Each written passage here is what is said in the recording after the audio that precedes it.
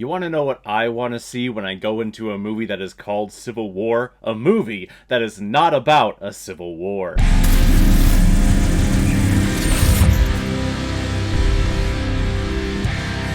War, released in 2024, and is directed by Alex Garland, who's also directed such films like Ex Machina, Annihilation, and that piece of shit movie called Men. And this film is starring Kirsten Dunst, Wagner Moura, Hallie Spaney, Stephen McKinley Henderson, Sonoya Mizuno, and Nick Offerman. In the not-so-near future, America is split between multiple parties in a United States Civil War once again. And the film follows famous photojournalist Lee Smith, whose next mission is to drive across the country to Washington, D.C. to interview the president, as this civil war seems to be soon coming to an end. And along the way, Lee Smith makes multiple stops with her colleagues, where she experiences how people are getting along in their lives during the civil war that is engulfing this country. And in the midst of all of the war and chaos and gun battles and stare-downs and showdowns, she has a couple of heart-to-heart moments with this young photojournalist who kind of idolizes her, and she's able to negotiate her way to taking a ride on this trip to Washington, D.C. so that she can learn the ropes and figure out how to become a photojournalist, because she's always wanted to, but she's never been a photojournalist in a war scene. So she's taken a whole bunch of pictures, people being shot and people being killed and medics working on people. It's very graphic. And in any other film, I probably would enjoy this aspect of the story, that we are following photojournalists along a path and along a makeshift journey during an American Civil War, but I'm gonna be honest, I'm very disappointed in this movie because the marketing, in my opinion, lied. Like, straight up lied to us. We have quotes in here and taglines in here talking about how this is one epic war film and this is an epic Civil War film. And while a Civil War is going on, this is really not about the war. It's about this small group of photojournalists who are taking a road trip to hopefully get one big-ass and kick-ass story while the war is still going on. And that was a major letdown for me. This whole idea of Civil War starting up in America again, I'm very fascinated about. I definitely believe that this is a possibility of something like this happening. So I was thinking in this movie we were going to get the idea that, hey, this could potentially happen, and here's how we could lead up to this. But no, we're just focusing on these makeshift and make-believe characters. It was just very, very disappointing. I remember feeling the same way about the Purge movie, the very first Purge film. This incredible idea that the United States government, again, going with the government ideas, that the US allows murder and crime to go wild for a short period of time within one night out of the year. And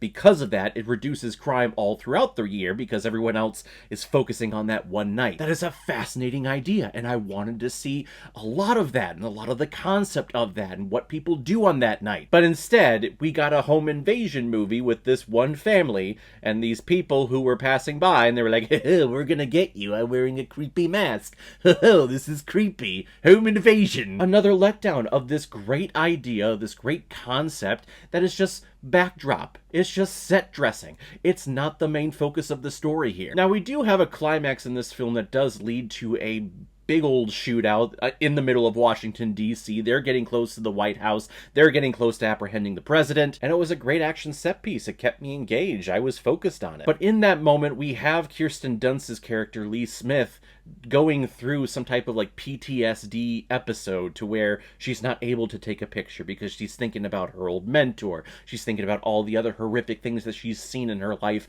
and in her career. And I guess I never really connected with her. Her character is just so cold, which is really the point of this character, is that she is so cold and she is desensitized by everything that's going around. She's just taking pictures. You don't see a lot of emotion from her. I also don't like Kirsten Dunst that much. She's never been one of my favorite actresses. Whenever I see her in a film, I kind of just roll my eyes because just never did it for me. So I can tell that Garland is going for a major emotional situation. I'm not going to spoil what happens at the end. He's going for something that is huge and emotional, and it just fell flat for me. It felt empty inside, which kind of goes with how everything was being shot in this film. There's really cool cinematography where we have the action playing out in real life, everything is in color, and then we have one of the photojournalists take a picture, and then for like a second, the sound cuts out, we go to black and white, and it's the still frame of the photo that they took. And then we move along again, and then another snapshot, we freeze for another second, and it's the photo again.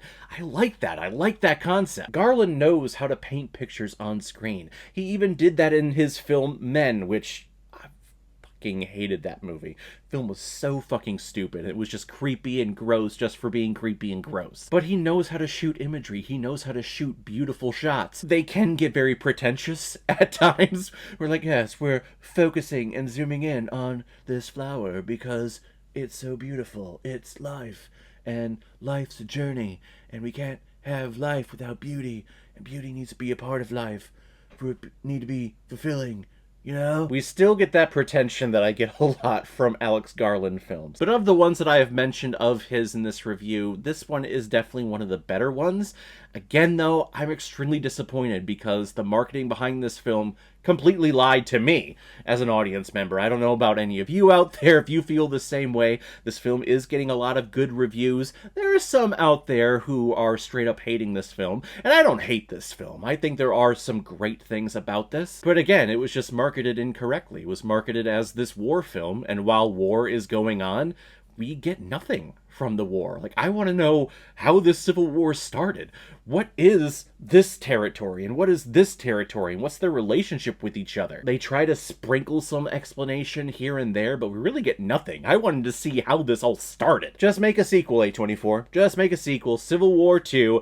This is the movie you were supposed to get the first time. I'm going to give Civil War 2.5 out of 5 Blu-rays. I found that if you have a goal, that you might not reach it. But if you don't have one, then you are never disappointed.